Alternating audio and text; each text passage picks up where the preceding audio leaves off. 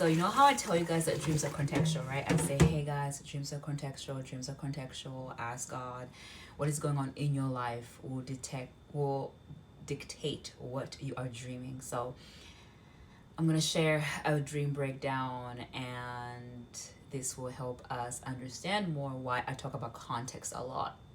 The context of your life, okay? Oh, I'm doing dishes.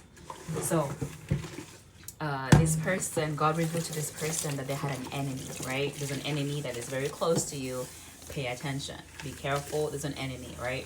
And so this person is aware, okay, there's an enemy, but I don't have any enemies. I don't have any person that is that close to me that would be an enemy. I don't understand, right? So they could not piece together this new information. They could not consolidate this new information with the reality of God is showing you there's an enemy. Be prudent.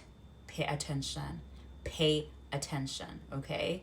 Put a system in place to make sure this person does not have access to you, access to information about you. Okay? There's an enemy. The person's close. There's a blind spot, and then you're missing them. Okay? So God is showing this person there's an enemy. Pay attention. And they're close to you. And this person's like, I don't have any enemies. I don't know of anyone that could potentially be an enemy to my life. There's no enemies, right? Ask God, who is this person? And what do they want from me? Okay? So they ask God that question. And I want to say 2 days later, God reveals a dream to them. God reveals a dream of a woman who is pregnant. She is pregnant. Now, my first interpretation was going to, that person is pregnant with purpose or gifts or something of that nature, or they actually are pregnant, that God is showing they might have a baby in the future. So either gift, purpose, there's a baby in the future, or they may be in covenant with the marine kingdom and there's a spirit spouse that's making them pregnant, right? So I give them 3 possibilities that I knew of, and I'm like, that's it. I don't know which one it is, but depending on the person's life and how they interact with you, you will know which one it is. And if it's not any of these, God will show you more. So I continue to talk to this person, and as I'm talking to them, James 1:15 comes to mind. James 1:15 says this. I'm going to read it in the New Living Translation. It says this: these desires give birth to sinful actions, and when the sin is allowed to grow, it gives birth to sin. Y'all, the Bible is saying that there's a desire that the person has. The desire is, what do you have more than me? Basically comparison and coveting what that person has. And with this desire to have what the person has, right? Envy, jealousy, whatever it may be, the desire is now giving birth to sinful actions, wishing for what that person has. Maybe speaking words are not aligned to God's kingdom, right? This person, a believer, the one that was pregnant in the dream, is a believer, but they're now speaking evil and bad things towards the other person who's also a believer, by the way. Okay, and so now there's sinful actions, and when the sin is allowed to grow, the sin of like, I have this desire, I have this envy, I have this jealousy. Why are you thriving and I'm not? As it's allowed to grow, that envy, that jealousy is growing and festering in the heart. Now the sin is allowed to grow. It gives birth to death. So they're pregnant with sin, which was about to give birth to death, leading to the detriment or harm of the other person.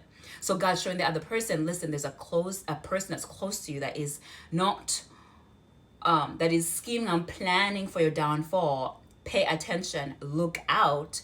That is what would have been the birth of death. Oh, y'all, listen to this. Let me read it in the New King James Version, actually, because that's my favorite. Then, when desire has conceived, it gives birth to sin. The desire that is detrimental, bad desire. And sin, when it is fully grown, brings forth death. So the pregnancy was not purpose. It was not a gift. It was not an actual baby in the future. None of that. It was actually the conceiving of sin and then giving birth to death. Willing to give birth to death towards another person. And God seeing this scheming and planning and hatred for no reason other than they are doing better than me. They are thriving. They are having a healthy relationship with God, themselves, and other people, right? When you don't work on yourself, you're going to look at a person and be like, why do people like you? Why is God favoring you? Why do you like yourself? Why do you not have self-hatred? Why do you not reject yourself? Listen, I have worked hard to be able to receive myself and accept myself and love myself the way God made me. And people can see that and start to hate you for that and then start to scheme. Y'all. So I told this person, listen, I know I told you about purpose, gifts, potential baby, but God is telling me James 1:15 is what pertains to you. This person is pregnant with sin and is willing to give birth to death. Pay attention. Pay attention.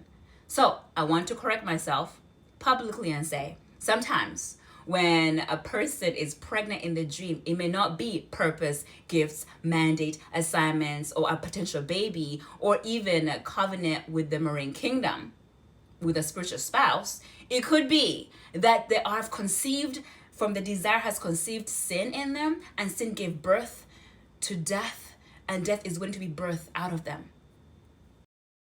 So again, desire has conceived.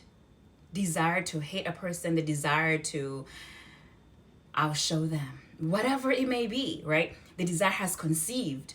It gives birth to sin. And sin, when it's fully grown, it takes time to mature sin, because now you're comfortable in speaking ill and evil over that person. You're comfortable gossiping about the person. You're comfortable backstabbing. You're comfortable being unfaithful. You're comfortable being a bad friend, whatever it may be, whatever the context of their relationship is. In conclusion, the desire that is detrimental, and you can see desire such as, and look at the works of the flesh in Galatians chapter 5. Galatians 5 breaks down the works of the flesh. That is your flesh trying to justify and pull you into hating people, minimizing people, and whatnot. So I'll actually put it up here on the screen somewhere. But that desire has conceived, and it gives birth to sin. So birth was given to sin, and now that sin is festering and growing, waiting for full maturity to be 9 months big, or however length it takes in the spirit realm for sin to be fully grown. And then that gives birth to death.